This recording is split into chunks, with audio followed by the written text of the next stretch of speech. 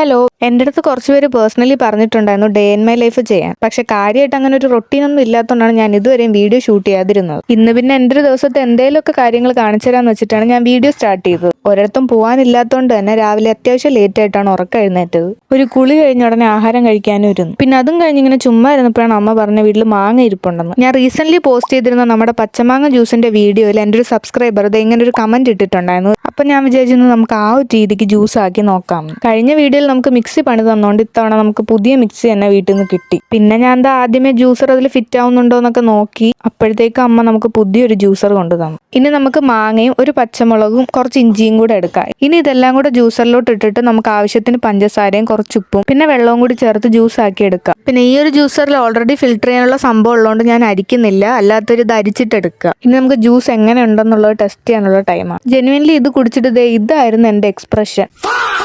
ഓ, എരി കൂടുതൽ. സംഭവം മിസ്റ്റേക്ക് എൻ്റെ ഭാഗത്തായിരുന്നു. ഞാൻ ആ ജ്യൂസിലോട്ട് മുളക് കീറിയിടുന്നതിന് പകരം ജ്യൂസറിലോട്ട് ഇട്ട് മുളകും ചേർത്തങ്ങ് അടിച്ച്. പിന്നെ ഞാൻ തന്നെ ഒരു ഇത് അതിനെ ശരിയാക്കി എടുത്ത്. എരിവൊക്കെ ഇഷ്ടമുള്ളവർ ഇങ്ങനെ ഒന്ന് ട്രൈ ചെയ്ത് നോക്കുക. അപ്പോൾ നമുക്ക് ഇനി നെക്സ്റ്റ് വീഡിയോയിൽ കാണാം.